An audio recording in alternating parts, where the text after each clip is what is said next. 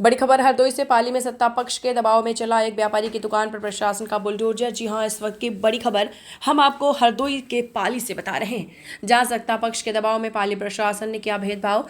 सत्ता पक्ष के दबाव में सिर्फ एक दुकान का हटाया अतिक्रमण, जबकि लाखों दुकानें हैं अतिक्रमण के घेरे में। लेकिन साहब कहते हैं ना कि जिसकी लाठी उसी की भैंस। उत्तर प्रदेश सरकार के मुख्यमंत्री योगी आदित्यनाथ की सरकार के कर्मचारी करने लगे भेदभाव। सत्ता पक्ष के दबाव में आकर सिर्फ दुकान पर गरजा बुलडोजर। ये किस कानून में लिखा है साहब कि सबको नजरअंदाज कर सिर्फ गिने चुने व्यक्ति को बनाया गया टारगेट। सरकार की इतनी सख्ती के बाद भी उनके हित कार्यकर्ताओं के दबाव में प्रशासन कर रहा भेदभाव, जहां पर सत्ताधारी नेताओं ने एक व्यापारी को बनाया अपना टारगेट। लेकिन बड़ा सवाल तो ये खड़ा हो रहा है कि आखिर क्यों अन्य दुकानों को नजरअंदाज कर चला के ओले की दुकान पर बुलडोजर। साथ ही प्रशासन की एक तरफा कार्यवाही से लोगों के मन में तरह तरह के सवाल उठ रहे हैं।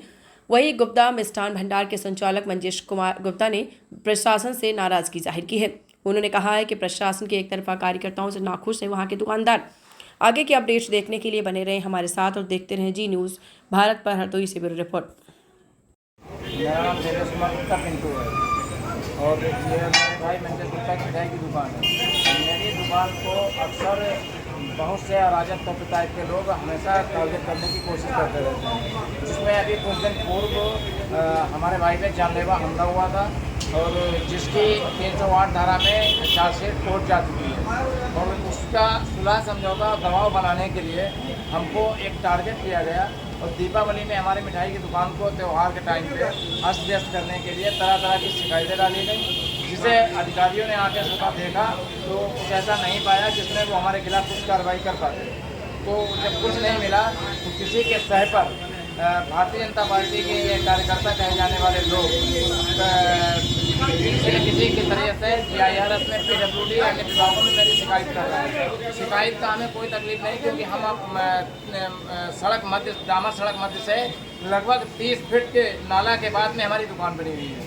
और इस बात के बावजूद भी PWD वाले हमारी दुकान को अतिक्रमण मानते हुए हमें ध्वस्त करने के लिए पूरा प्रयास किया है।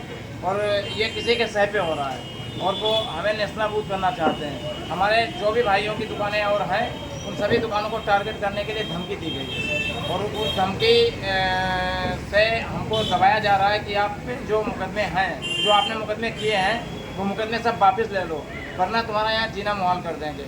उसी के उपलक्ष्य में PWD के पास किसी तरह से एक जोर दबाव फोकस दिया गया कि इनकी दुकान को ध्वस्त किया जाए, जिससे कि ये हमारे पास घुटने टेक लें। और ऐसा वादी नहीं स्वीकार कर पा रहा है, जिसके लिए ज़बरदस्ती अतिक्रमण संबंधित मामला दिखाकर हमें रौंदने का प्रयास किया जा रहा है, जो कि बहुत ही अत्यंत दुर्भाग्यपूर्ण और अन्यायपूर्ण है।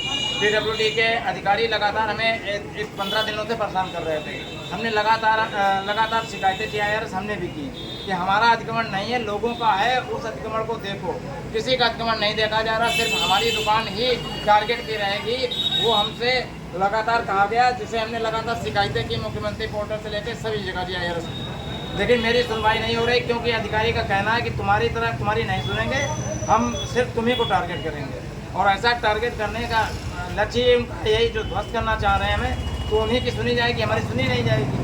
हमें दिखता है अगर ऐसा रहा तो हमें विधानसभा समाजपुर छोड़नी पड़ेगी, क्योंकि जिस जगह पे हम बैठ समाज के लोग रह रहे हैं बहुत कम संख्या है हमारी लोगों की और हमारी सुरक्षा यहाँ बहुत ही मुश्किल होती जा रही है। आपके अलावा किसी और की दुकान में हटाई है? हमारे अलावा इस क्षेत्र में निजामपुर पुलिया से लेकर बैरिया चौराहे तक इतना भयंकर अतिक्रमण है, संपूर्ण पक्का अतिक्रमण है, लेकिन किसी की दुकान को टारगेट नहीं किया गया और हमारी दुकान को टारगेट करके हमारी दुकान को गिराया गया।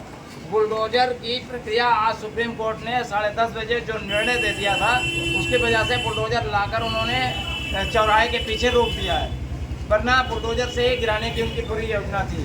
अगर वो बुलडोजर योजना आज अगर होती तो आप लोगों के TV लाइव पर सब पे जाहिर हो जाती, लेकिन वो सुप्रीम कोर्ट का ऑर्डर देख के और उसमें डर गए ये अधिकारी, तो इन्होंने उसको न देकर हमें आतंकित करके किसी तरह से पुलिस बल से ये गिरवाने का प्रयास किया। एक तरफा कार्रवाई की गई, सिर्फ एक तरफा कार्रवाई की गई और मेरी दुकान को टारगेट किया गया, जो ये पूरे नगर में मखौल का माहौल पैदा हो गया कि उसकी दुकान को अकेले हटाया गया।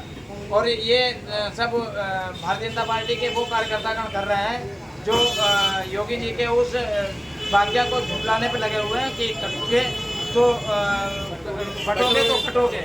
उस वाक्य को लगातार झूठ दर्शा रहे हैं, क्योंकि ये वही भारतीय जनता पार्टी के कार्यकर्ता कभी गौकशी में अपना हिस्सा लेने जाते हैं, कभी अवैध शराब बिक्री में अपना हिस्सा लेते हैं, कभी लकड़ी कटान में अवैध हिस्सा लेते हैं, कभी बहुत सी बातें नहीं कहेंगे, नहीं तो सीधे किसी के ऊपर जाएंगी।